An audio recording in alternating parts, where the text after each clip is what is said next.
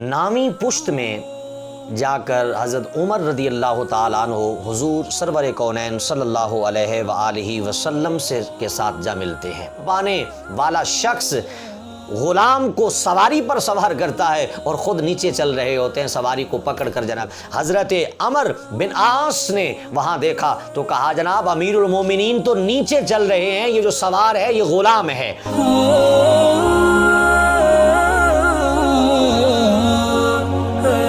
نحمدہ ونصلی علی رسولہ الکریم، اما بعد فاعوذ باللہ من الشیطان الرجیم، بسم اللہ الرحمن الرحیم۔ حسبک اللہ ومن اتبعک من المؤمنین، صدقت یا رب العالمین۔ الصلاۃ والسلام علیک یا سیدی یا رسول اللہ وعلی آلک واصحابک یا سیدی یا حبیب اللہ۔ مصطفیٰ جان رحمت پہ لاکھوں سلام، شمع بزم ہدایت پہ لاکھوں سلام، رب اعلیٰ کی نعمت پہ اعلیٰ درود، حق تعالیٰ کی منت پہ لاکھوں سلام۔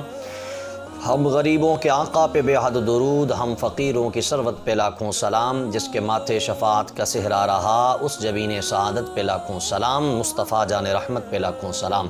شمع بزم ہدایت پہ لاکھوں سلام۔ اسلام ما اطاعت خلفائے راشدین، ایمان ما محبت آل محمد است۔ پروگرام شان اسلام میں میں آپ کا میزبان قاری زوار حسین مہروی آپ سے مخاطب ہوں۔ عزیز سامعین ناظرین، آج کی ہماری گفتگو کا عنوان ہوگا مناقب حضرت عمر بن خطاب رضی اللہ تعالی عنہ۔ حضرت عمر رضی اللہ تعالی عنہ کا نام نامی اسم گرامی عمر اور والد کا نام خطاب، لقب آپ کا فاروق ہے اور کنیت آپ کی ابو الحفظ ہے۔ شجرہ نسب کچھ اس طرح سے ہے کہ عمر رضی اللہ تعالیٰ عنہ بن خطاب بن نفیل بن عبد العزا بن رباح بن عبداللہ بن قرط بن رضا بن عدی بن کعب۔ نامی پشت میں جا کر حضرت عمر رضی اللہ تعالیٰ عنہ حضور سرور کونین صلی اللہ علیہ وآلہ وسلم کے ساتھ جا ملتے ہیں، یعنی نامی پشت میں آپ کا شجرہ نسب رسول اللہ صلی اللہ علیہ وآلہ وسلم سے جا کے ملتا ہے۔ آپ کی پیدائش 582 عیسوی میں اور آپ کی شہادت باسعادت جو ہے وہ 26 ذوالحجہ 23 ہجری صبح کی نماز کے دوران ابو لولو مجوسی نے 3 زیر آلود خنجر سے وار کیے، جس کی پاداش میں آپ نے دوران نماز نیچے تشریف لائے، گر گئے اور حضرت عبد الرحمن بن عوف رضی اللہ تعالی عنہ آگے بڑھ کر انہوں نے نماز کو مکمل کیا۔ انہی زخموں کی پاداش میں اور زخموں کی تاب نہ لاتے ہوئے خلیفہ دوم عمر بن خطاب رضی اللہ تعالی عنہ یکم محرم الحرام 24 ہجری کو اس جہان فانی سے آپ کوچ فرما گئے، رحلت فرما گئے۔ آپ کی مدت خلافت جو ہے وہ 11 سال تک محیط ہے۔ اگر آپ کی اولاد کے سلسلہ کو دیکھا جائے تو آپ کی جو شادیاں تھیں وہ تاریخ سیر میں ملتا ہے، طبقات ابن سعد جلد نمبر 3 صفحہ نمبر 55 پر موجود ہے کہ آپ رضی اللہ تعالیٰ عنہ نے 6 شادیاں کیں، اور جن میں سے 9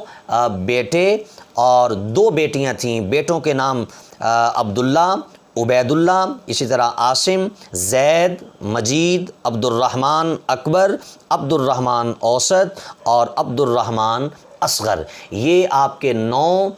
بیٹوں کے نام ہیں، شہزادوں کے نام ہیں، اور 2 بیٹیاں، ان میں سے ایک ام المومنین حضرت حفصہ رضی اللہ تعالیٰ عنہ جو نبی پاک صلی اللہ علیہ وآلہ وسلم کے نکاح پاک میں آئیں، اور دوسری بیٹی کا نام رقیہ بنت ام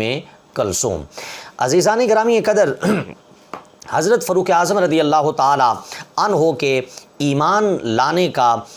واقعہ کچھ یوں ہے کہ حضرت عمر رضی اللہ تعالی عنہ چونکہ عرب اور قریش کے اندر بڑے بااثر باروب شخصیت تھے، تو ان کو نبی پاک صلی اللہ علیہ وآلہ وسلم کے اسلام کی تبلیغ اور دین کی تبلیغ سے بڑا ایک جناب جی ان کو پریشانی رہتی تھی۔ تو ایک دن انہوں نے فیصلہ کیا کہ جناب میں جا کر معاذ اللہ ثم معاذ اللہ مسلمانوں کے نبی کا کام تمام کر دیتا ہوں، انہیں شہید کر دیتا ہوں۔ اس غرض سے ننگی تلوار لے کر گھر سے نکلے اور حضور صلی اللہ علیہ وآلہ وسلم کی طرف آگے بڑھ رہے تھے، تو راستے میں نعیم بن عبداللہ یہ شخص ملا اور اس نے کہا کہاں جا رہے ہو؟ تو انہوں نے اپنا ارادہ بتایا کہ اس ارادے سے میں جا رہا ہوں۔ نعیم بن عبداللہ نے کہا کہ وہاں جانے سے پہلے گھر کی خبر تو لے لو، بینوئی کی خبر لو، وہ تو اسلام قبول کر چکے ہیں۔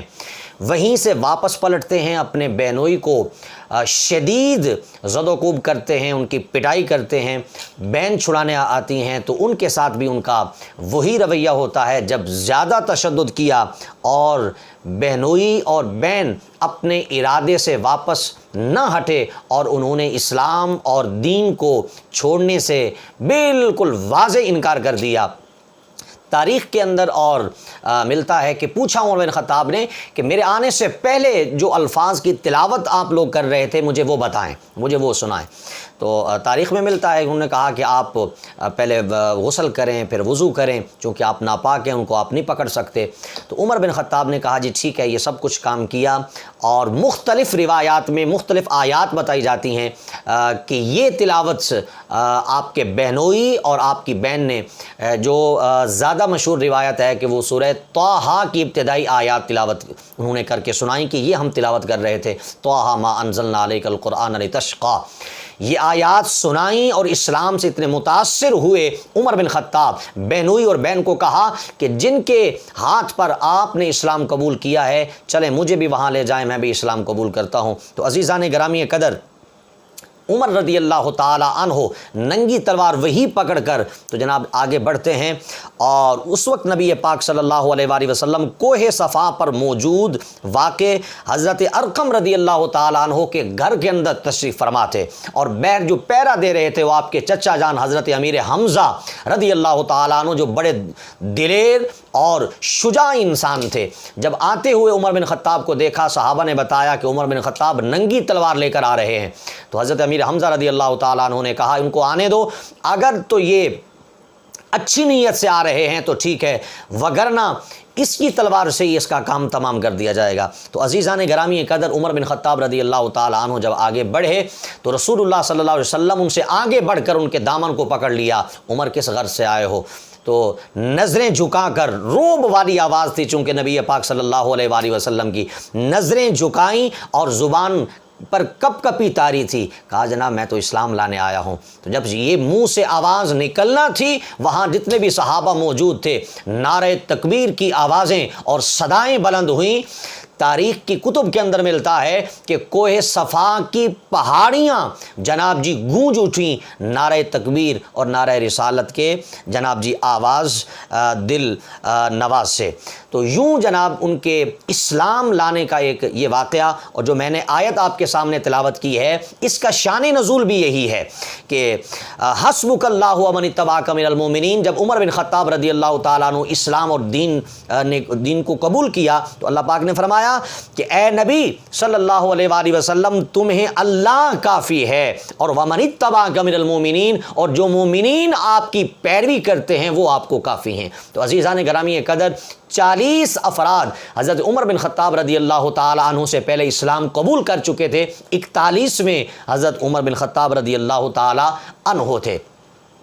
معزز سامعین، وہ ایمان کیوں نہ لاتے؟ رسول اللہ صلی اللہ علیہ وآلہ وسلم کی معروف زمانہ دعا کہ آپ صلی اللہ علیہ وآلہ وسلم نے دعا فرمائی کہ اے اللہ رب العزت، اللہم اعز الاسلام عمر بن الخطاب و عمر بن الحشام،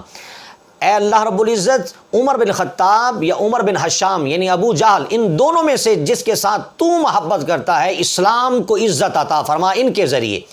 تو عزیزان گرامی قدر، حضرت عمر بن خطاب رضی اللہ تعالی عنہ کے مقدر کے اندر اسلام اور دین آیا، اور انہوں نے دین کو قبول کیا، گویا کہ یہ مراد رسول بھی ہیں اور اللہ رب العزت کی محبوب شخصیت بھی ہیں، کیونکہ رسول اللہ صلی اللہ علیہ وآلہ وسلم نے دونوں میں سے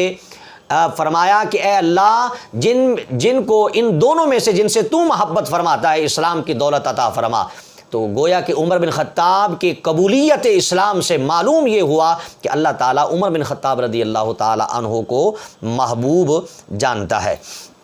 تو یوں جناب اسلام قبول کیا، اور اسلام کو ایک عزت اور وقار۔ آپ کی اگر سادگی کا اندازہ لگایا جائے اور اس کو دیکھا جائے تو ایک وفد آیا، بلکہ ایک شخص رومی سفیر مدینہ منورہ میں آیا حضرت عمر بن خطاب رضی اللہ تعالیٰ عنہ کی ملاقات کے لیے۔ جب وہ مدینہ میں پہنچا تو لوگوں سے پوچھا کہ آپ کے شہنشاہ کا محل کہاں ہے؟ تو وہاں لوگوں نے بتایا کہ ہمارے ہاں نہ کوئی شہنشاہ ہے اور نہ ہی کوئی اس کا محل ہوتا ہے۔